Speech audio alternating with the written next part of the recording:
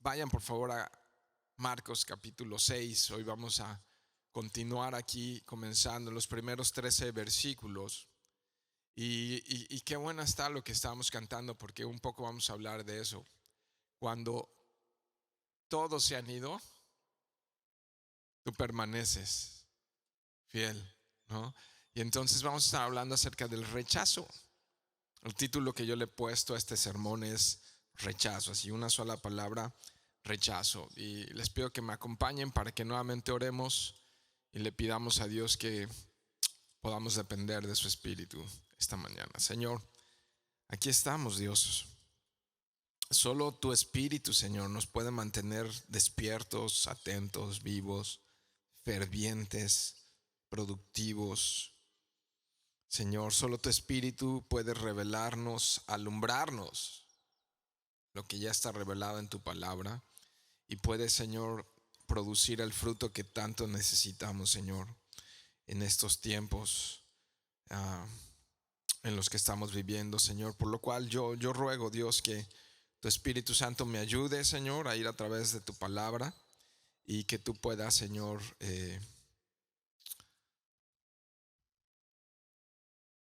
llegar a lo más profundo de los corazones, Señor, que van a escuchar este mensaje, Señor. Oramos en el nombre de Jesús. Amén. Rechazo. Bueno, pues creo que en mayor o en menor medida todos hemos sido rechazados alguna vez. Algunos desde el vientre de su madre, otros quizá en la escuela, en el trabajo o en alguna relación. Y creo que el rechazo es uno de los sentimientos más intensos y más fuertes que podemos sufrir. El desprecio es un sentimiento muy fuerte que puede llegar a ser muy dominante y que puede llegar a causar heridas muy profundas, especialmente cuando proviene de las personas más cercanas a nuestra vida. Un ejemplo es práctico son los padres, ¿no? Cuando un padre rechaza a un hijo, ¿no? O de cualquier persona de la que decimos que amamos y que esperamos ese amor hacia nosotros, aquellas personas con las que al menos convivimos frecuentemente, quizá en el trabajo, quizá en la iglesia, quizá en cualquier lugar donde nos encontremos, pero que estamos conviviendo frecuentemente, los que más cercanos pueden llegar a ser nosotros. Y pues el rechazo puede causar eh, heridas profundas cuando alguien es excluido deliberadamente de una relación y uh, pues no se aclaran a veces circunstancias, o no hay uh, una situación sana en esa relación, pues se produce esa herida que puede llegar a infectarse y a llegar muy profundo a nuestros corazones, esa herida que se llama rechazo.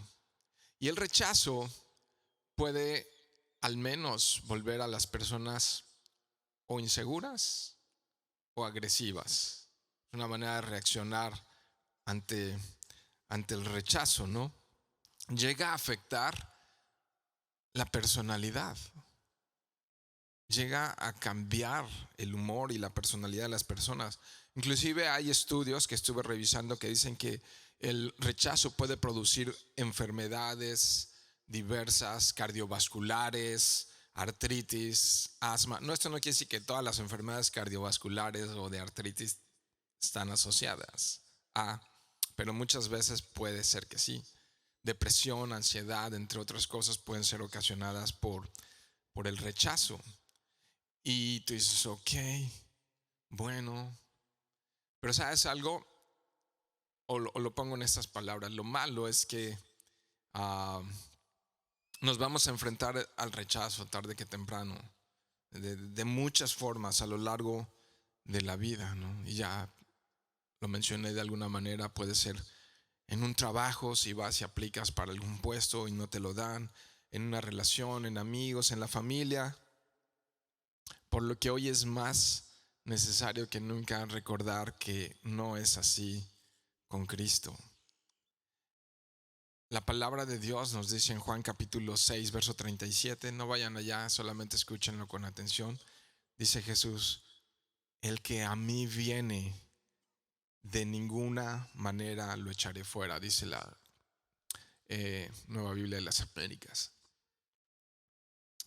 De ningún modo lo echaré fuera, dice la Biblia de las Américas, la Nueva Biblia de las Américas. El que a mí viene. Jesús no es así, ¿no? Siempre nos vamos a topar con gente, bueno, hoy en las redes les dicen haters, ¿no?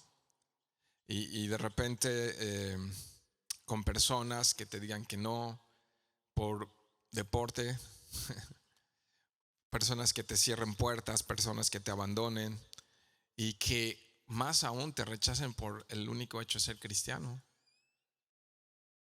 por tus creencias, por tu fe, por tu confianza y esperanza en Cristo. Eso se llama persecución. Y Jesús nos lo advirtió, que aquellos que creen en Él iban a sufrir de una o de otra manera persecución. Vayan ahora sí, porque voy a leer 3 versículos. Juan también, Evangelio de Juan, solo introducción. Juan capítulo 15.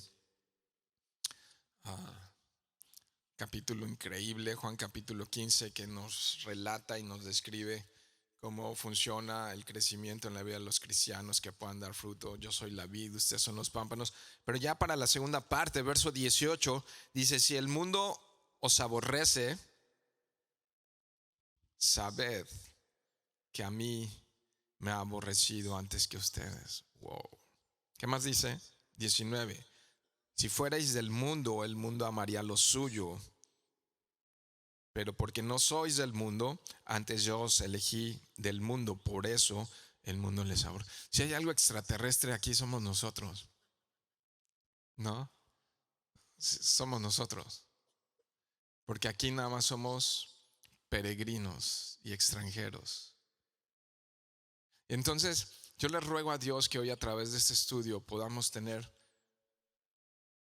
un entendimiento bíblico de la vida, de cómo vivir. Que podamos hoy, al final de esto, resumir un poco por qué estoy vivo, para qué estoy aquí, para quién vivo, cuál es el propósito, qué es lo que me mueve, ¿no? ¿Qué es lo que mueve mi corazón?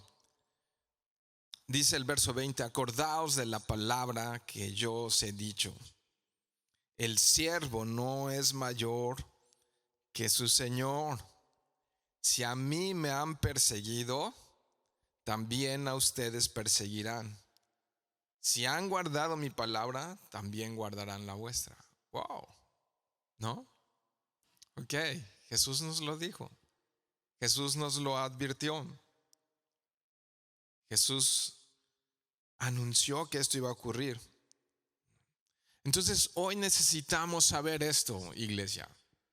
Hoy necesitamos recordarlo, que Cristo puede llenar cualquier vacío que pueda haber en nuestras vidas. Y como leíamos ahorita en el Salmo 147, Él puede sanar cualquier herida. Otra vez, Cristo puede llenar cualquier vacío. Cristo puede sanar cualquier herida. Ten esto en mente, porque vamos a hablar de rechazo y de repente andamos buscando llenar ese vacío en lo que no puede llenarlo. Nada ni nadie puede llenar ese vacío que hay en nuestro corazón. Nada ni nadie puede llenar ese vacío que hay en nuestro corazón. Y entonces esto empieza a tener una perspectiva diferente de cómo vivimos. La noticia buena es esta, que Cristo puede llenar ese vacío y que Cristo puede sanar cualquier herida por profunda que sea. Fue lo que leímos en el Salmo 147. Y hoy vamos a terminar leyendo ese verso allá en el Salmo 147. Pero vamos allá al texto. Voy a leer de corrido del 1 al 13 y dice: salió Jesús de allí y vino a su tierra y le seguían sus discípulos. Vino a su tierra y le seguían sus discípulos. ¿Ok? Se hacen énfasis en eso. Y llegando el día de reposo, comenzó a enseñar en la sinagoga, y muchos oyéndole se admiraban y decían: ¿de dónde tiene estas cosas? ¿Y qué sabiduría es esta que le es dada? Y estos milagros que por sus manos son hechos. ¿No es este el carpintero, hijo de María, hermano de Jacobo, de José, de Judas y de Simón? ¿No están también aquí con nosotros sus hermanas? Y se escandalizaban de él. Mas Jesús les decía: no hay profeta sin honra, sino en su propia tierra, y entre sus parientes y en su casa. Y no pudo hacer allí ningún milagro, salvo que sanó a unos pocos enfermos, poniendo sobre ellos las manos. Y estaba asombrado de la incredulidad de ellos, y recorría las aldeas de alrededor enseñando. Después llamó a los 12 y comenzó a enviarlos de dos en dos, y les dio autoridad sobre los espíritus inmundos. Y les mandó que no llevasen nada para el camino, sino solamente bordón, ni alforja, ni pan, ni dinero en el cinto, sino que calzasen sandalias y no vistiesen dos túnicas. Y les dijo: donde quiera que entréis en una casa, posad en ella hasta que salgáis de aquel lugar. Chécate el 11. Y si en algún lugar no os recibieren ni os oyeren, salid de allí y sacudid el polvo que está debajo de vuestros pies, para testimonio de ellos. Wow. De cierto os digo que en el día del juicio será más tolerable el castigo para los de Sodoma y Gomorra que para aquella ciudad. Verso 12. Y saliendo, predicaban que los hombres se arrepintiesen, y echaban fuera muchos demonios y ungían con aceite a muchos enfermos y los sanaban. Ok, verso 1 dice que salió Jesús de allí. ¿Dónde estaba? ¿Recuerdan? Hemos estado estudiando esto. ¿Dónde estaba Jesús? En Galilea, ¿no? En toda la región de Galilea, al norte de Israel, de lo que ahora es Israel. Y de allí va a su tierra, a Nazaret, a su tierra, ¿no? Es bien práctica la Biblia. Dice que fue a su tierra y estaba acompañado de sus discípulos, ¿no? Entonces, un día bien especial que estoy seguro que marcaría esta lección, este día de aprendizaje. Jesús dejaría claras las cosas que marcarían por completo la vida de sus discípulos. ¿Por qué? Vamos a la tierra de Jesús, vamos a predicar, enseñar y a sanar enfermos a la tierra de Jesús. ¿Qué esperarías? Pues lo obvio, se esperaría que le fuera bien en su tierra, ¿no? Va a los suyos y viene rodeado de sus discípulos. Entonces dices, si ya de por sí le seguían las multitudes y estaban ocurriendo cosas impresionantes, pues se espera que las cosas se pongan mejor. Se espera que haya un ambiente más seguro y de menos persecución, ¿no? Porque va a los suyos y porque va con los suyos. Y entonces se espera que haya un ambiente diferente. Pero dice el verso 2 que llegando el día de reposo, el sábado, cuando solía asistir él a las sinagogas, dice, comenzó a enseñar. Me gusta esto, ¿no? Es parte importantísima del ministerio de Jesús en la sinagoga. Y muchos, no pocos, muchos oyéndole, están escuchando sus... Imagínate haber estado en vivo en una de las enseñanzas de Jesús. Dicen los evangelios que ni aún todos los libros podrían registrar todo lo que ocurrió cuando Jesús estuvo en la tierra, ¿no? Y entonces mucho de eso no lo conocemos. La parte inspirada, lo que Dios nos ha querido dejar, está aquí en la Biblia, en los 4 evangelios.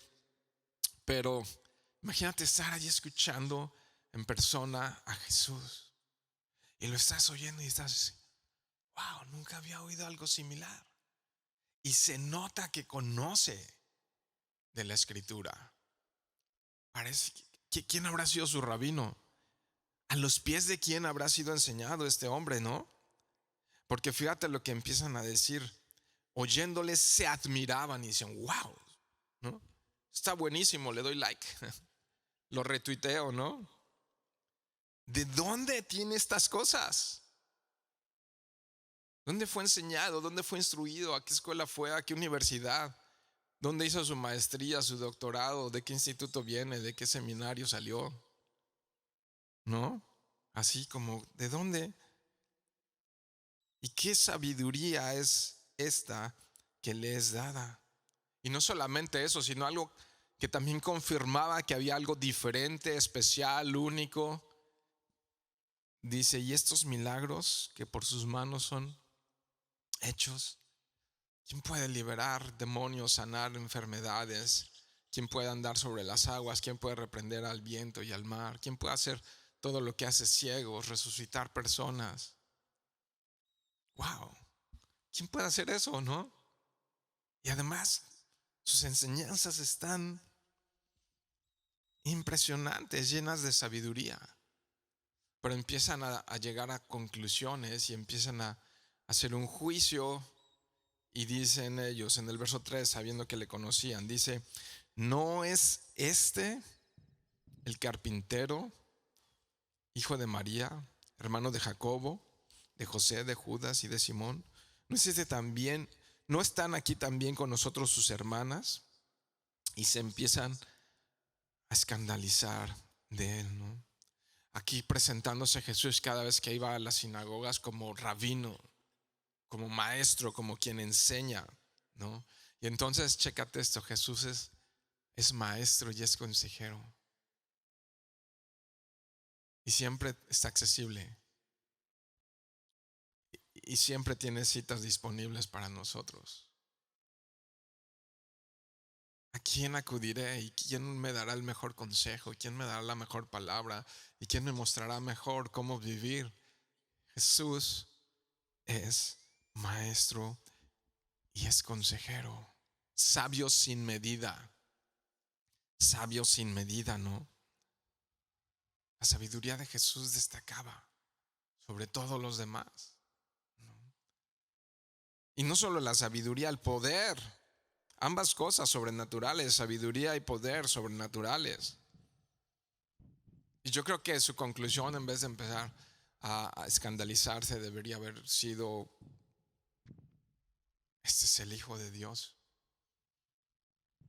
Porque lo que Él hace y como Él enseña no puede provenir si no es de Dios. ¿Pero qué hicieron? Lo rechazaron. ¿De qué estábamos hablando?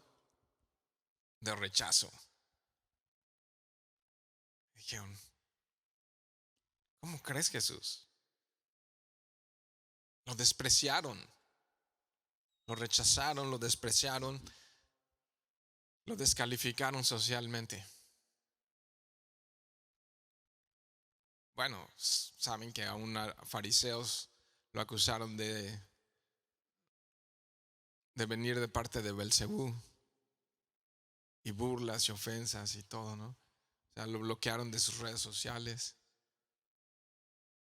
y lo que publicaban era odio y rechazo de Jesús. O sea, espérame, es carpintero. Y no era un elogio. Aunque ser carpintero, los carpinteros, ojo, no solamente se dedicaban a trabajar con la madera, también trabajaban con piedras. Básicamente a lo que se dedicaba un carpintero era constructor. Eran constructores los carpinteros, así que tenían muchas habilidades los carpinteros. No era un oficio malo, realmente era un oficio destacado. Dedicarte a ser carpintero era un oficio destacado.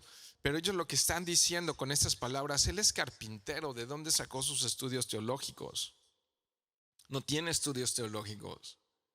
Él no fue a seguir a ningún rabino, a ningún maestro. Él no tiene ningún título colgado en su pared de ningún seminario bíblico. Ya iba a decir de dónde, pero mejor no digo. No, él no tiene estos títulos colgados en la pared de su casa, ¿no? Y entonces dice, ¿de dónde? ¿De dónde? Es carpintero, es juez, es abogado, es maestro, es doctor, es pastor. Medita en esto. Cuando le pones una perspectiva, a ver, ¿qué necesito en la vida? Tengo un juez justo. Tengo un abogado que aboga por mí. Tengo un maestro. Tengo un consejero. Tengo un doctor. Tengo un pastor. Tengo un Señor en los cielos. ¡Wow!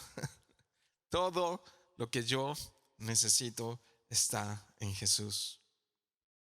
Pero pensando en esta figura de carpintero, creo que es maravilloso pensar en esta figura de carpintero porque piensas qué habilidades desarrolló y por qué escogió carpintero y no pescador, ¿no? Hoy diríamos, no sé, mecánico u otro oficio diferente, ¿no? ¿Por qué escogió carpintero? Y yo pienso de una manera alegórica, como un constructor que sabe construir, pero que construye y que repara nuestras vidas. Me recuerda a eso, que eso hace Jesús y Él ha reparado muchas de nuestras vidas que venían rotas y dañadas y que a veces necesitaba volvernos a hacer, ¿no? Y un carpintero, por lo general, los buenos carpinteros saben ser pacientes hasta terminar el trabajo. Y dices, qué bueno, porque Jesús sabe que le voy a dar trabajo. Y entonces, porque a veces somos madera dura, ¿no? Y de repente tú ves un pedazo de madera allí, un pedazo de árbol tirado en el piso y dices, no, pues ni para banca. Pero un carpintero ve un pedazo de madera.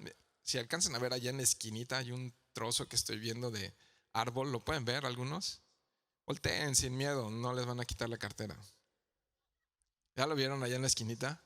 Pedazo de tronco, allá hasta la esquina. Y tú lo ves y dices, pues échenlo al fuego. Pero a lo mejor Jesús ve una obra de arte en eso. Y Jesús dice, yo le veo el potencial a ese tronco, ¿no? Pero va a tomar tiempo, va a tomar tiempo. Y los carpinteros son pacientes y sacan el buril y empiezan a trabajar y empiezan a sacar piezas de allí, ¿no? Y a veces los carpinteros saben que las cosas más finas se hacen de la madera más dura, ¿no? Y así nosotros le vamos a dar trabajo al Señor, pero puede ser que algo bueno saque de nuestras vidas. Jesús edifica, Jesús construye, Jesús restaura nuestras vidas.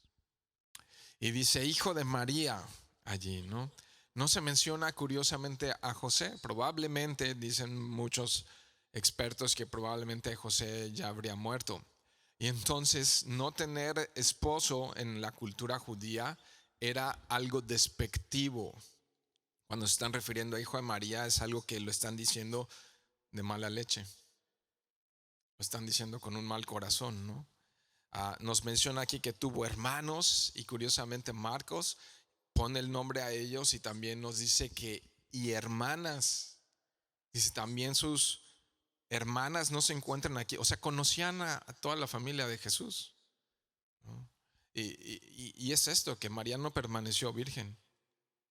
Conocían claramente a su familia y está en la escritura, ¿no? Es claro. Verso 4, mas Jesús les decía, no hay profeta sin honra, sino en su propia tierra y entre sus parientes y en su casa, ¿no? Y está haciendo referencia Jesús a un refrán popular, que no había profeta sino en su propia tierra.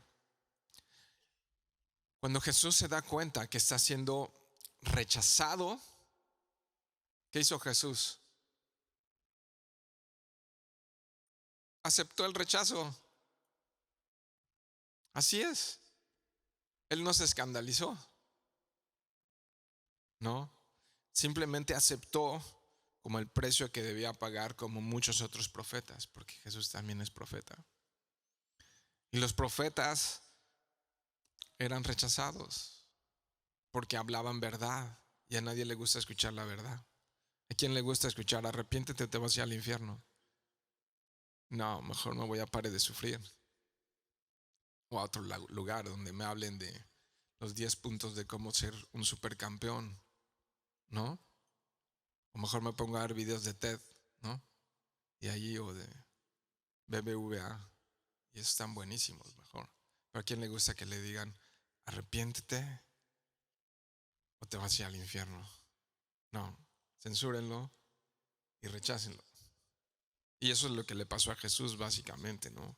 El mensaje de Jesús estaba siendo rechazado y él está consciente de eso, ¿no? Él está consciente de que él va a sufrir ese rechazo. Dice Juan que a los suyos vino y los suyos no le recibieron. Ahora, ¿qué está haciendo Jesús así como bien insensible?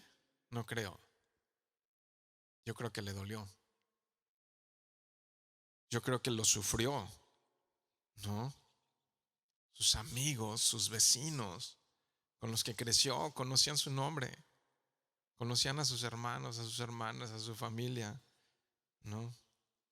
Y entonces, ok, y Jesús ya lo leímos ahorita, dice, ok, si a mí me han rechazado, ¿por qué no habrían de rechazarlos a ustedes? ¿No?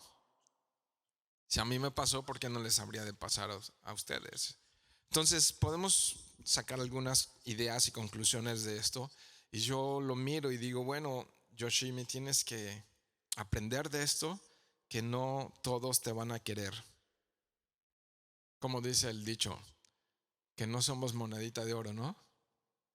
¿No dice así? Se lo saben, no se hagan. Dice, no, yo nomás leo proverbios. No, no existe, ninguna persona le va a caer bien a todos, es imposible.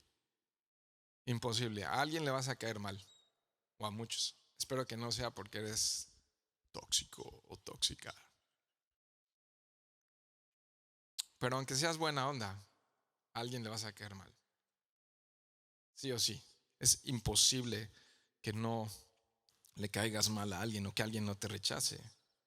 Ahora, también al mirar esto, otra conclusión, otra idea que puede surgir de aquí es que el rechazo puede venir de los más cercanos, de los más conocidos, con los que convivimos más cotidianamente. ¿Y sabes qué puedo ver en esto?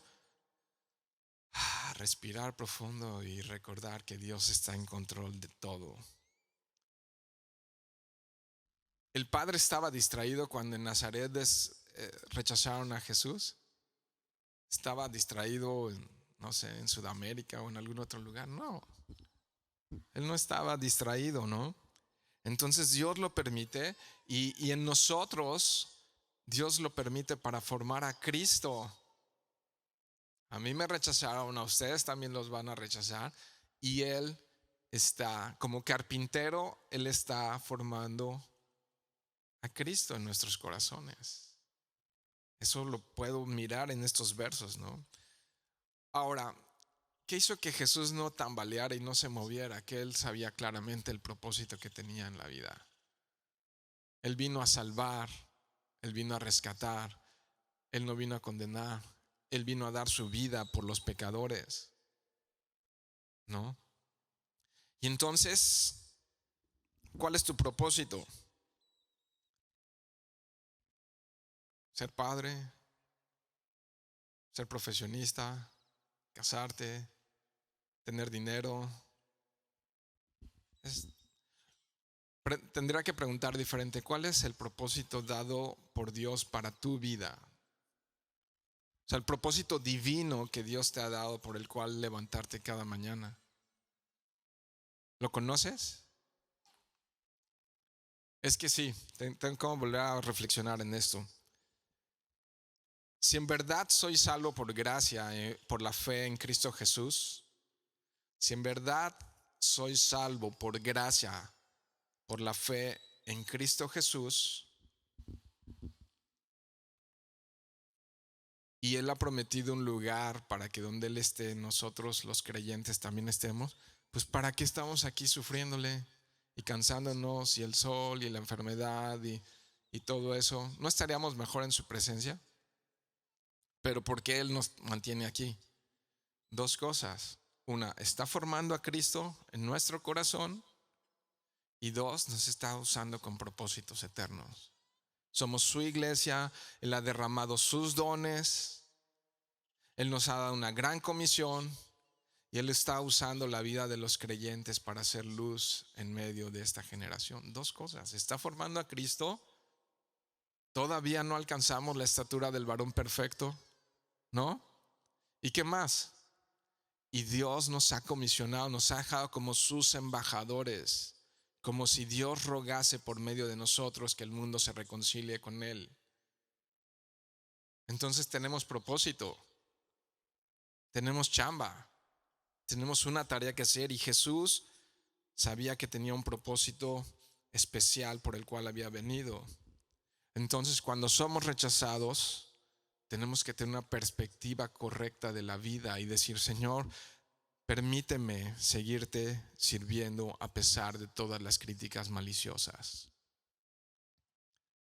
A pesar de las críticas y a pesar del rechazo y a pesar de los días malos, permíteme seguirte sirviendo. Y entonces, ¿qué más podemos aprender de esto? Que si de por sí vamos a ser criticados, ¿es promesa? ¿La reclames o no?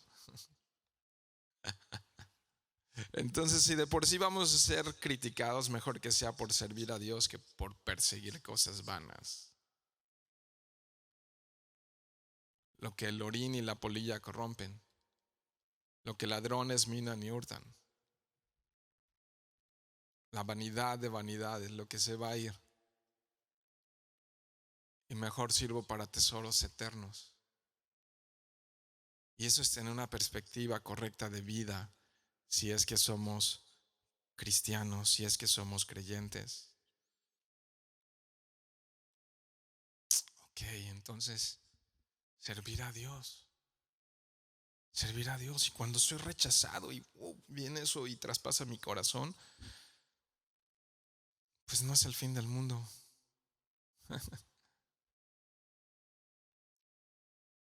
Y si me quedo solo, tengo a Cristo. Tampoco me condena.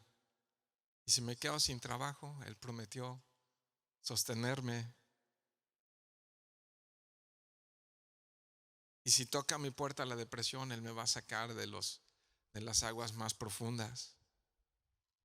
Entonces, ¿qué hago cuando viene el rechazo a mi vida? Sigo adelante de la mano de Cristo. Y Él dice: no te suelto. Y yo digo: tampoco yo me suelto, ¿no? Y sí, a veces falta la fuerza y como que te sueltas y te debilitas. Pero yo digo: no me voy a soltar, Señor, no me sueltes, yo no me voy a soltar. Dice Mateo 10:22. Vayan un momento allá, Mateo 10:22. Vamos a leer algunas promesas, ¿va? Ahí viene una. 10:22, ¿ya están allá? Y serán aborrecidos de todos por causa de mi nombre. Wow. ¿Cuántos quieren esa promesa? Entonces, ¿qué tanto nos asombra que haya rechazo? ¿Qué tanto, no? Si tenemos a Cristo. Mas el que persevere hasta el fin, este será salvo. O sea, iglesia, nos está hablando de los tiempos finales. Yo creo que los tiempos finales se han recrudecido. Están desde hace 2000 años, pero están cada vez los dolores de parto más frecuentes y más duros y a punto de dar luz y más globales. Siempre ha habido pandemias, pero no globales. Los peores terremotos de la historia, al menos 5 terremotos peores de la historia han ocurrido en los últimos menos de 15 años, ¿no? Entonces, y así nos podemos ir. ¿A dónde voy con esto? Nada, es importante. Quizá, muy probablemente, vengan tiempos donde la iglesia va a ser perseguida de una manera cruel, malvada y perversa. Y sabes algo, escucha esto, cristiano.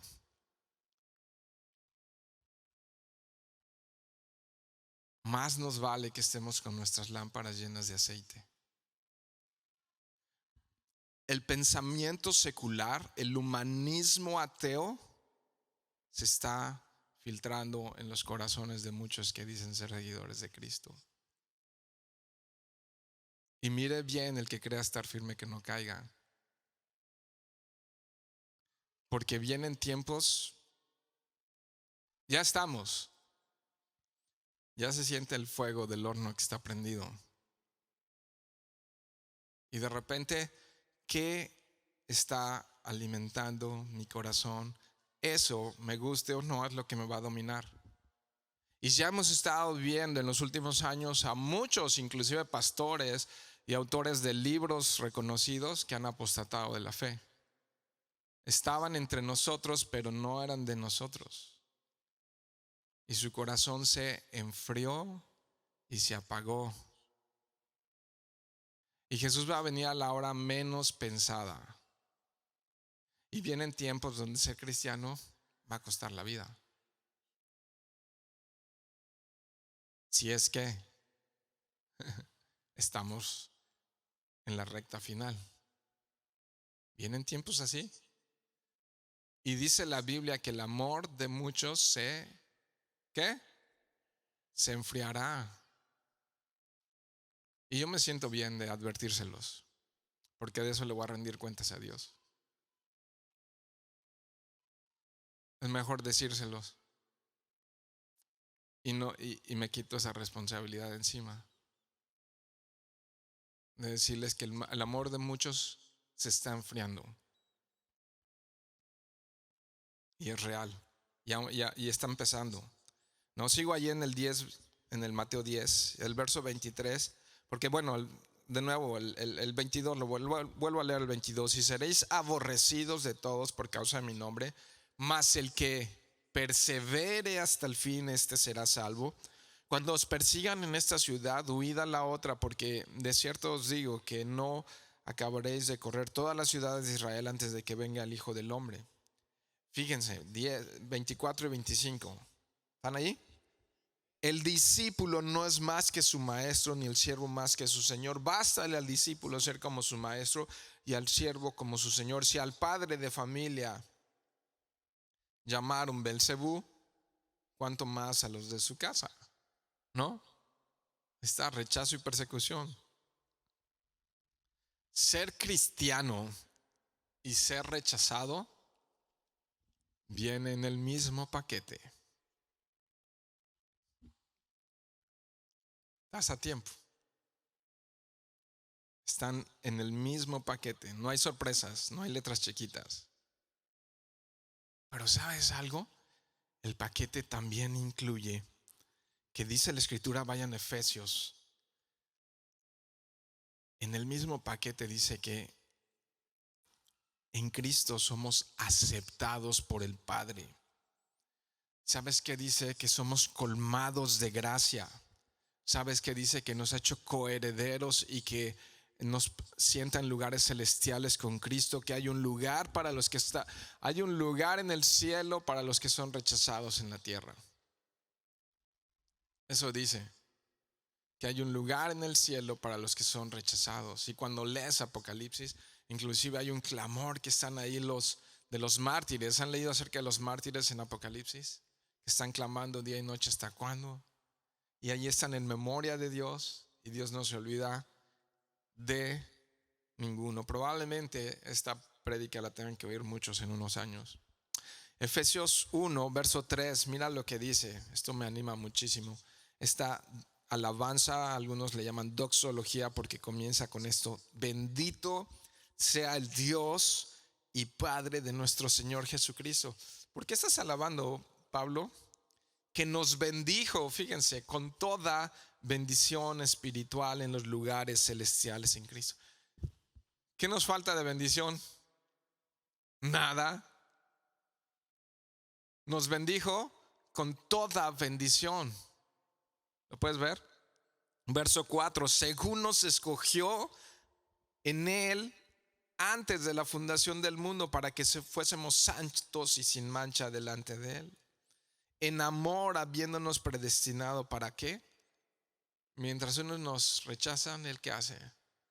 Nos adopta hijos suyos por medio de Jesucristo, según el puro afecto de su voluntad, para alabanza de la gloria de su gracia, en la cual nos hizo otra vez aceptos en el amado.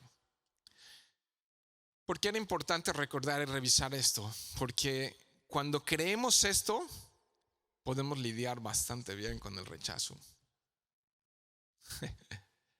Podemos lidiar bastante bien, y por eso mi oración es esta, y mi clamor es este: que al salir de aquí podamos tener una perspectiva correcta de cómo vivir, una perspectiva bíblica de cómo vivir, una perspectiva cristiana de cómo vivir. El rechazo va a estar allí, una de las grandes razones por ser cristianos. Y de todas maneras hay muchas cosas a las que nos exponemos donde podemos ser rechazados. Ya lo dije, a veces hasta algunos desde el vientre de la madre, ¿no? Está el papá convenciéndole que aborte, y la mamá se aferró a tenerle y hoy está sentado aquí. ¿No? Y Jesús dice: no, pero yo quería que vivieras porque te escogí desde antes de la fundación del mundo, ¿no? Y aquí estás porque te amo como nadie te ha amado ni nadie te amará. Y aun cuando estás en pecado y cuando has fallado y cuando estás en debilidad y en derrota y en todas esas cosas, para eso he venido. Y no he venido a condenarte, sino a salvarte y a restaurarte y a sanarte y a escogerte como pueblo mío. Ahora en Cristo hay un cambio de vida, hay un cambio de entendimiento, y entonces un pueblo celoso de buenas obras, ya viviendo de una manera diferente, ¿no? Una manera diferente. Cuando creemos esto que acabo de leer en Efesios, podemos estar sanos del corazón. Podemos lidiar con el rechazo. Vamos a seguir Marcos capítulo 6, verso 5. ¿Qué ocurrió entonces después de que fue rechazado? Y dice: y no pudo hacer allí ningún milagro, salvo que sanó a unos pocos enfermos, poniendo sobre ellos las manos. O sea, sí hubo, pero poco, ¿no? ¿Por qué? Por la incredulidad y el rechazo que hubo allí. Y estaba asombrado. Wow, eso me pegó, ¿no? Y estaba asombrado de la incredulidad de ellos. Pero no paró de seguir enseñando. ¿Qué dice allí? Y recorría las aldeas alrededor enseñando. Pocas cosas asombraron a Jesús. Es un texto bien interesante. O sea, Jesús así como: ¿qué? ¿Cómo? ¿Por qué? ¿Qué sucede? Asombrado, asombrado. Jesús está asombrado por la incredulidad. La incredulidad limita la obra de Dios. La desconfianza limita los milagros. ¿O no? ¿No se ve allí? ¿No es el texto? ¿Y no queremos ver más milagros? ¿O algunos creen que ya los milagros cesaron? No levantes la mano si eres cesacionista. Pues yo creo que Dios sigue haciendo milagros. Y no solamente el milagro de la salvación. Yo creo que Dios sigue sanando naturalmente enfermos. Dios sigue haciendo cosas sobrenaturales. Dios sigue haciendo cosas maravillosas, ¿no? Dice Hebreos, ¿no? Reflexionaba un poco Dani conmigo en la semana y me recordaba que sin fe es imposible agradar a Dios. La fe le agrada a Dios. La fe le agrada a Dios. La confianza que tenemos en Él, eso es algo que a Él le agrada, ¿no? Y entonces, wow, Jesús asombrado de la incredulidad. Y digo, a ver, Yoshimi, ponte primero tú en ese espejo y pregúntate, ¿Jesús podría asombrarse de tu incredulidad, de tu falta de confianza, de tu falta de fe? Si hoy estuviera aquí, ¿se asombraría también de nosotros? ¿Se asombraría? Mm. Y dices, wow, si pocas cosas, y esto le asombró, la incredulidad debe ser algo monstruoso, algo terrible, ¿no? Tan terrible que hace que Jesús se asombre. Y recorría las aldeas de alrededor enseñando. Chécate eso, iglesia, que Jesús no es de los que dicen, dame mis canicas, ya no juego, sino que no dejó, a pesar del rechazo, no dejó de seguir enseñando y trayendo luz y esperanza a sus compatriotas. ¿No? No se debilitó, él siguió adelante, prosiguió enseñando, no dejó su ministerio a pesar del dolor. Y esto es parte de la humanidad. Jesús 100% hombre, 100% Dios. Pues claro que le asombró y no le gustó la incredulidad de los de Nazaret. Pero él siguió su ministerio. ¿Y qué ocurre? Verso 7 dice, después llamó a los 12 y comenzó a enviarlos de dos en dos y les dio autoridad sobre los espíritus inmundos, ¿no? Creo que los testigos de Jehová de aquí se basaron porque de dos en dos, o los mormones, no sé quién.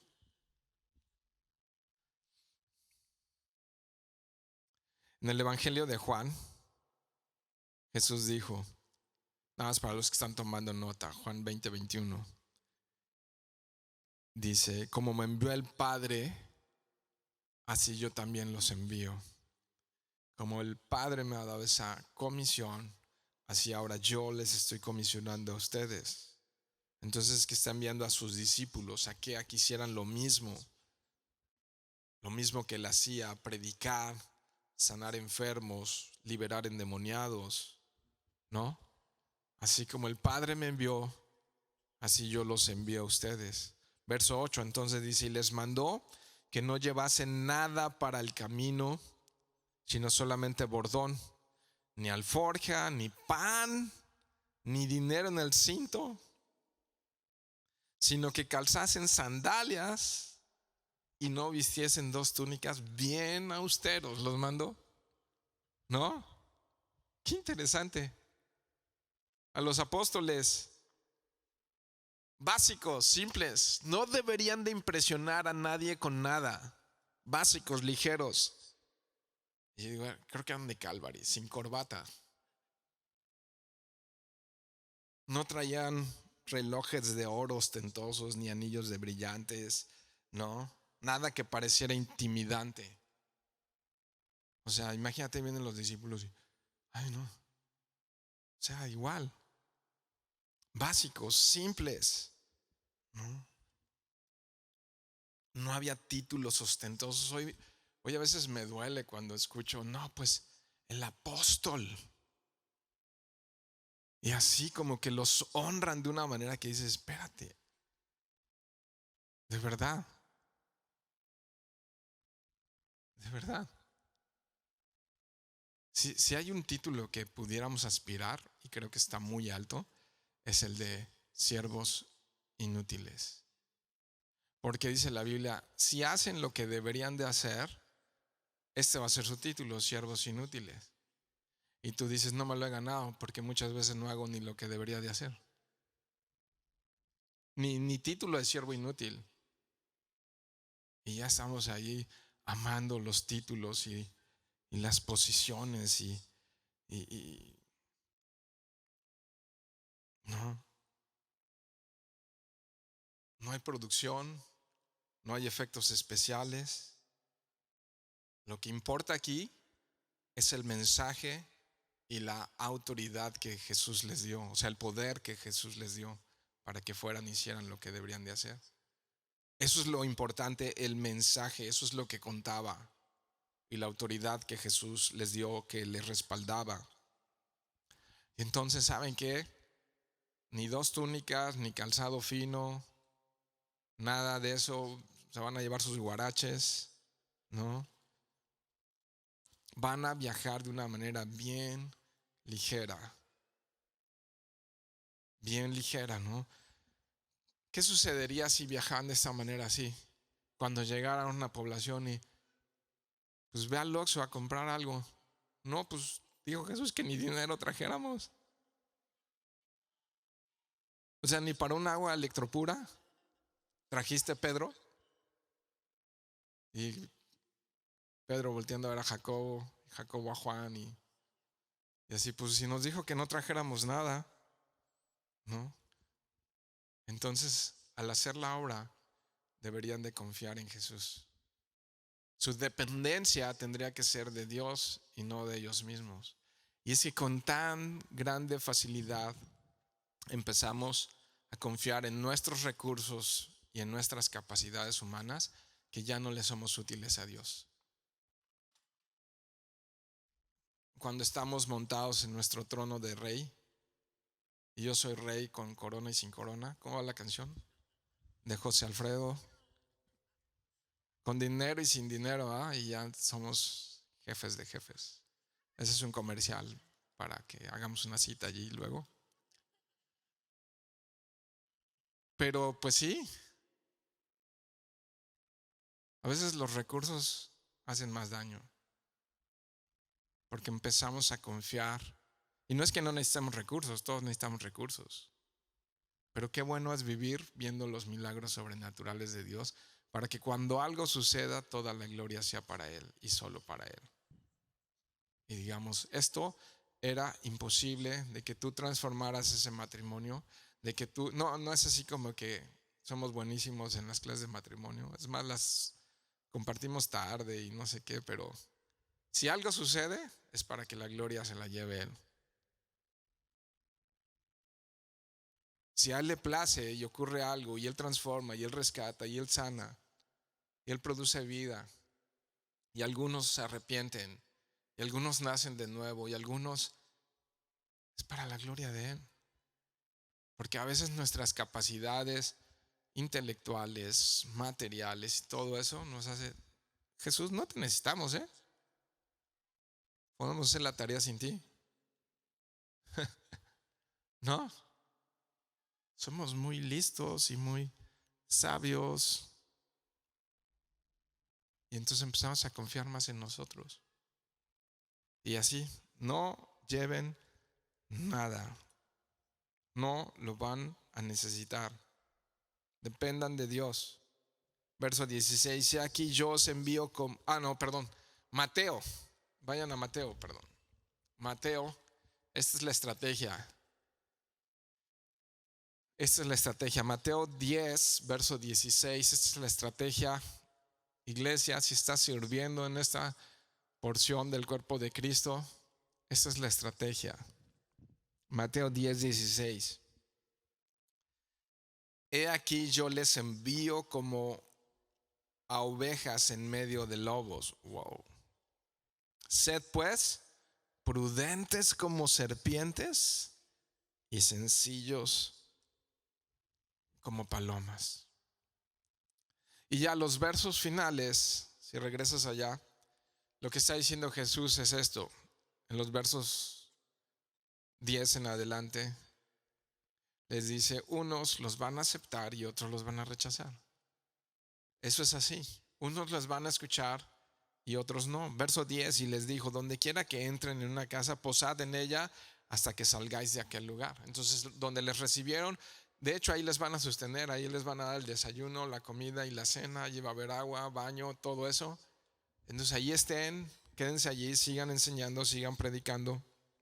Y si en algún lugar, dice el verso 11, lo contrario, no les recibieren ni os oyeren, salgan de allí y sacudan el polvo que está debajo de vuestros pies para testimonio de ellos. Esto sucedía, era común, era una práctica común, que cuando un judío entraba a una ciudad o a una población gentil, es decir, una población no judía, siempre entraban y sacudían su calzado para demostrar justamente lo que sigue. De cierto os digo que en el día del juicio será más tolerable el castigo para los de Sodoma y Gomorra que para aquella ciudad. Entonces, va a haber lugares donde los van a aceptar y va a haber lugares donde los va a rechazar. Ustedes sean fieles. Fieles a pesar del rechazo. No. Y entonces, otra vez, el rechazo es algo real. Y creo que podemos lidiar mejor con él, con el desprecio, cuando entendemos al Padre que tenemos en los cielos. El conocimiento que tenemos de Dios revela cuánto dependemos del Padre y cuánto del hombre.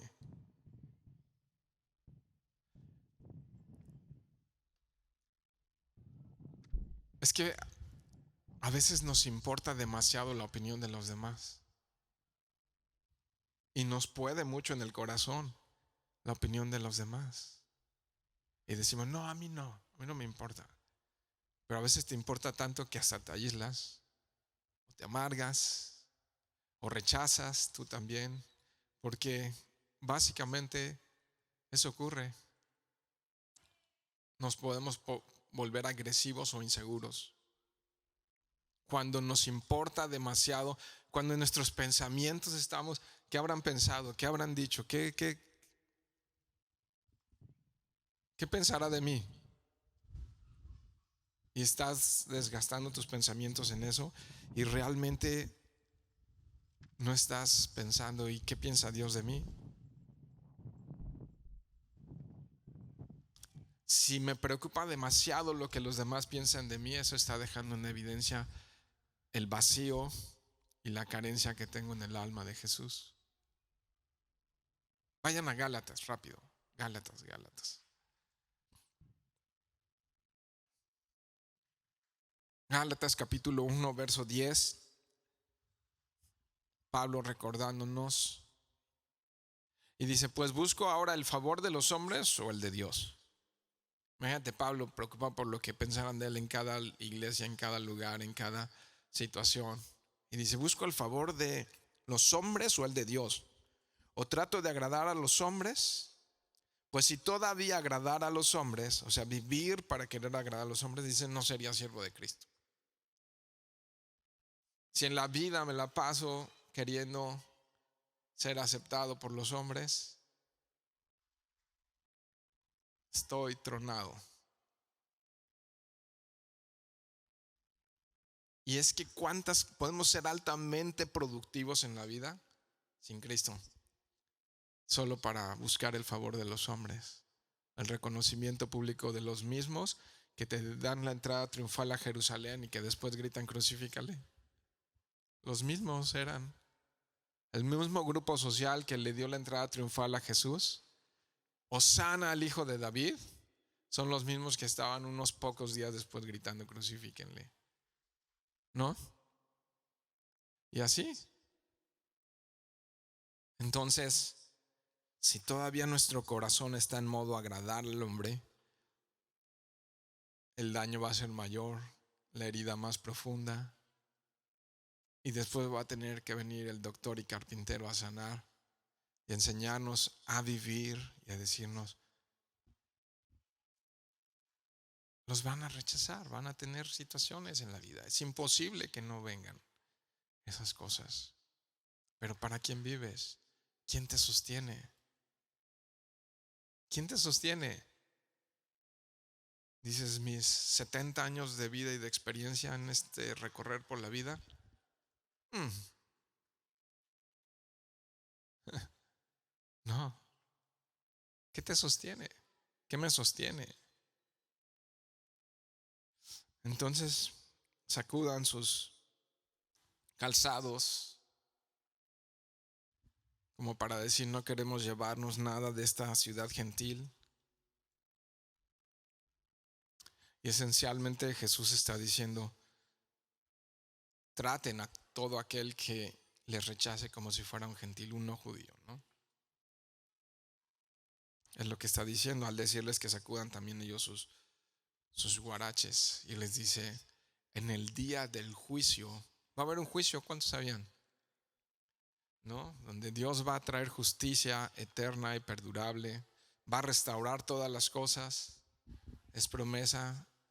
Y es maravilloso estudiar la Biblia, los últimos tiempos. Los teólogos le llaman escatología, porque es precioso ver cómo la Biblia es perfecta y todo lo que Dios ha dicho se está cumpliendo con detalles así.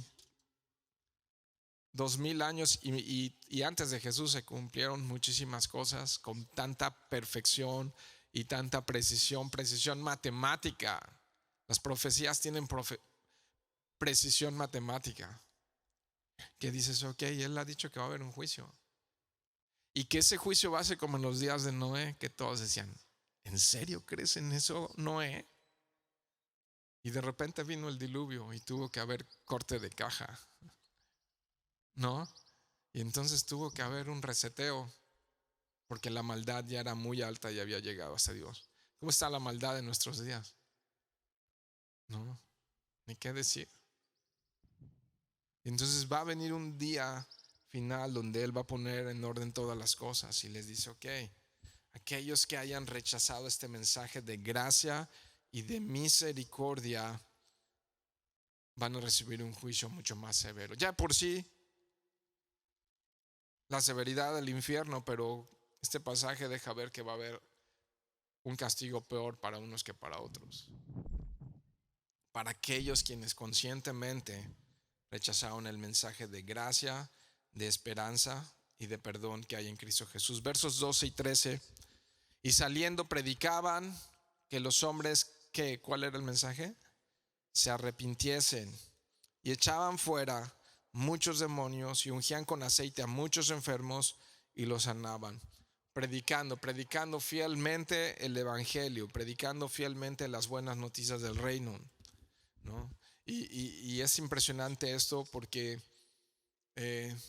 yo creo que algunas de las mejores y más efectivas predicaciones no ocurren dentro de la iglesia cuando nos reunimos los domingos, sino cuando los seguidores de Jesús están allá afuera, en sus escuelas, con sus familiares, con sus vecinos, en sus comunidades, con los que les rodean, con las personas que están cercanos a ellos. Y entonces Jesús usa la vida de sus seguidores para traer luz y esperanza a aquellos que no le conocen, hablándoles a los que están allá afuera sobre lo que Jesús hizo por nosotros en la cruz.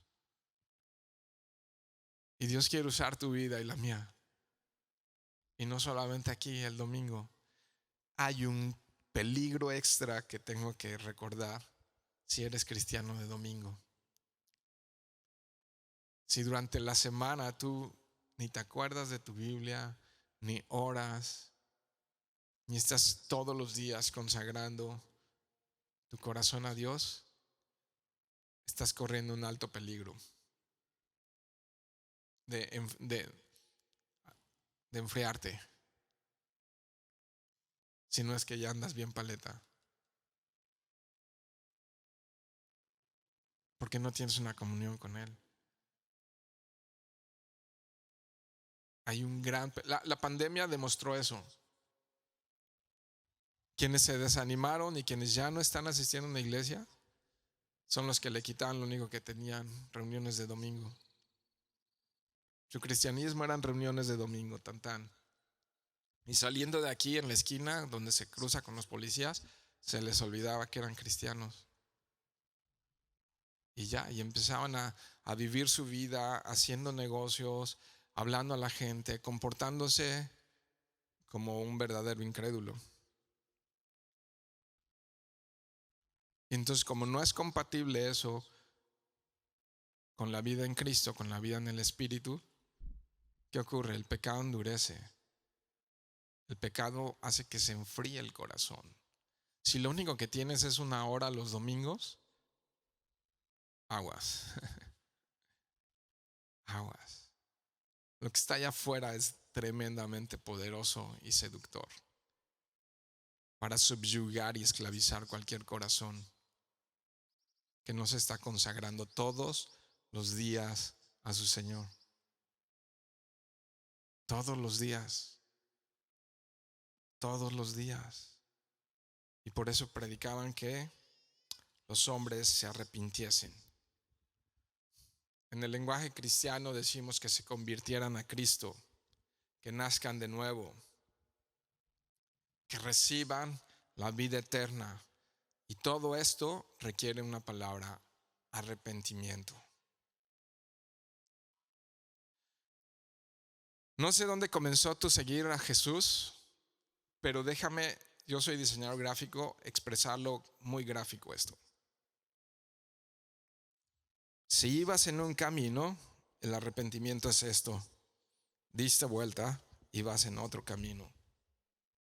Ibas por un camino ancho y con un caudal fuerte donde todo el mundo va, y te regresaste para ir por un camino contracorriente, estrecho y que no todos lo cruzan. Eso es arrepentimiento.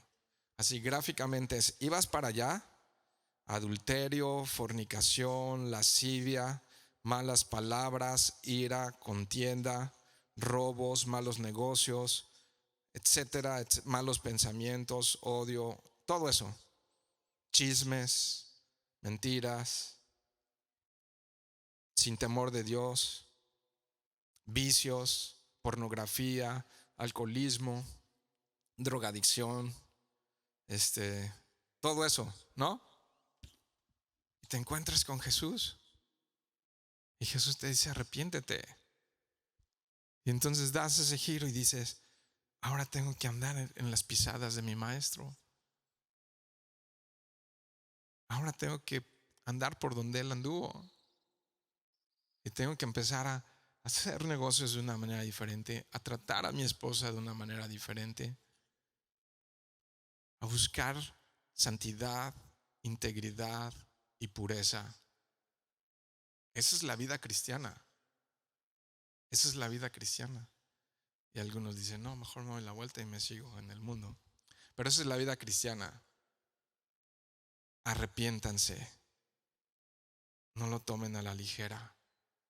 No es una acción tomada a la ligera que un día dijeron: ¿y quién más? ¿Y quién más? ¿Y quién más? ¿Y quién levanta la mano? Y sin entendimiento dije: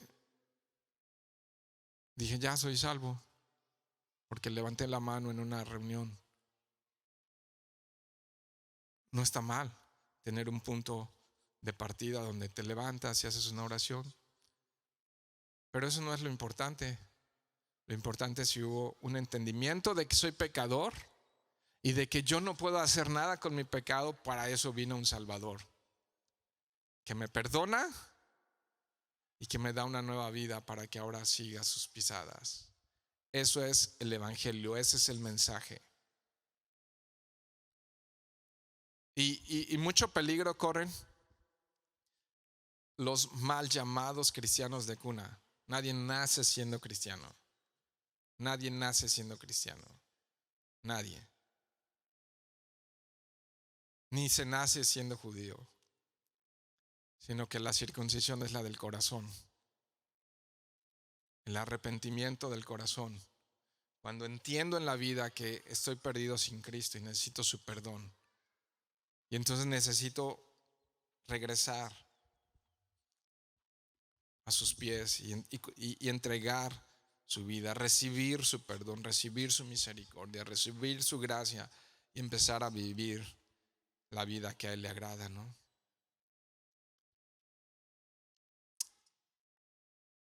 nadie tenía un mejor mensaje que este: predicar arrepentimiento.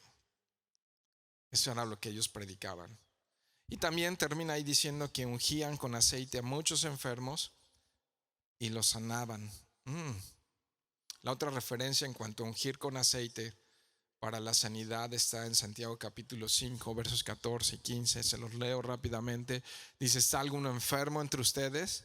Llamen a los ancianos de la iglesia y oren por él, ungiéndole con aceite en el nombre del Señor. Todo esto es Nuevo Testamento, ¿no? Verso 15: y la oración de fe, ¿qué lo iba a salvar? ¿El aceite? No, y la oración de fe salvará al enfermo, y el Señor lo levantará, y si hubiere cometido pecados, le serán perdonados. Sabemos que ungir con aceite es una ilustración de la llenura del Espíritu Santo, pero también en la época de Jesús y en la época en la que fue escrita la Biblia pudo tener un efecto más medicinal. Se usaba mucho el aceite de oliva para frotar y para ungir a los enfermos en esos días, pero el aceite no tenía ninguna propiedad milagrosa. El que hace el milagro es Dios, ¿no? Y entonces fe para orar y fe para creer que Dios puede hacer las cosas, ¿no? En fin, conclusión, cerramos con esto. Ya está haciendo calorcito. El rechazo es algo real y puede ser algo doloroso. La persecución también es real y Dios la promete a todos los que le siguen. Pero ¿sabes algo? Dios nos enseña a lidiar con el dolor. Dios nos enseña a lidiar con el rechazo. Leímos en el Salmo 147, en el verso 3: Él sana a los quebrantados de corazón y venda sus heridas. ¿Cómo está hoy tu corazón? ¿Abandonado, rechazado? ¿No? Él sana a los quebrantados de corazón y venda sus heridas. Dice el Sermón del Monte en Mateo capítulo 5, en las bienaventuranzas, versos 11 y 12: bienaventurados son cuando por mi causa os vituperen y os persigan y digan toda clase de mal mintiendo contra ustedes. Gócense y alégrense, porque su galardón es grande en los cielos, porque así persiguieron a los profetas que fueron antes de ustedes. Entonces, si estás recibiendo persecución por tu fe, bienaventurado, se te nota que eres cristiano. Si dices, no, ni quien lo persiga, a lo mejor estás más vestido del mundo que de cristiano en una de esas, digo yo. Mejor oramos, ¿no? Padre, gracias. Gracias, Señor, porque tú fuiste rechazado para que nosotros seamos aceptados, Señor. Tú fuiste rechazado para que nosotros seamos aceptados, Señor. Y, Señor, tú estás esperando con los brazos abiertos a todo aquel que se arrepiente y se vuelve a ti, Señor. Y tú, Señor, no has cerrado tus oídos, ni tu brazo se ha cortado. Sigues teniendo poder, Señor, aún para sanar a los enfermos. Y no solamente las heridas físicas, las enfermedades físicas, sino también las del alma, las del corazón. Y restaurar a aquellos, Señor, que no la han pasado bien y que han sufrido y que su mente se ha extraviado y que sus corazones han estado batallando. Pero hoy puede ser el día, Señor, en el que se rindan en arrepentimiento y puedan disfrutar de esas bienaventuranzas, de ese gozo y de esa paz inexplicable que produce ir caminando de tu mano todos los días, a pesar de las pruebas, a pesar del rechazo, a pesar de la necesidad, a pesar de todo, Señor. Se mira la vida bien diferente cuando se anda contigo, Señor, de la mano.